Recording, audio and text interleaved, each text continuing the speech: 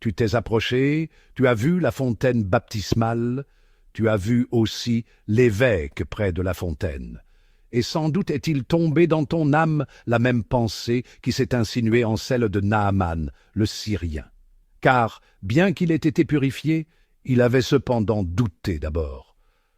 Je crains que quelqu'un ait dit « C'est tout ?» Oui, c'est vraiment tout. Là est toute innocence, toute piété, toute grâce, toute sainteté. Tu as vu ce que tu as pu voir des yeux de ton corps. Ce qu'on ne voit pas est bien plus grand, car ce qu'on ne voit pas est éternel. Quoi de plus étonnant que la traversée de la mer Rouge par les Israélites pour ne parler à présent que du baptême? Et pourtant, ceux qui l'ont traversée sont tous morts dans le désert. Au contraire, celui qui traverse la fontaine baptismale, c'est-à-dire celui qui passe des biens terrestres à ceux du ciel, ne meurt pas, mais ressuscite. Naaman était lépreux.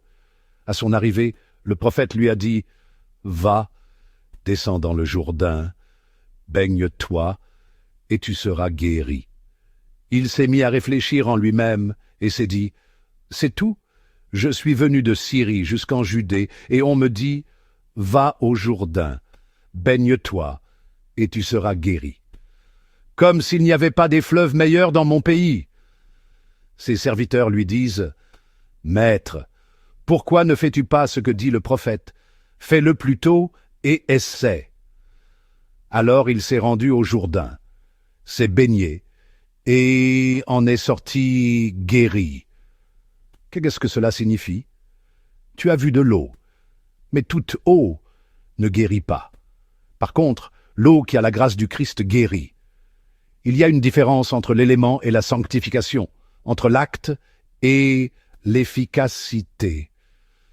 L'acte s'accomplit avec de l'eau, mais l'efficacité vient de l'Esprit Saint. L'eau ne guérit pas si l'Esprit Saint n'est descendu et n'a consacré cette eau. Tu as lu que lorsque notre Seigneur Jésus-Christ a institué le rite du baptême, il est venu à Jean, et celui-ci lui a dit « C'est moi qui dois être baptisé par toi, et c'est toi qui viens à moi. » Le Christ est descendu. Jean, qui baptisait, était à ses côtés, et voici que, telle une colombe, descendit l'Esprit Saint.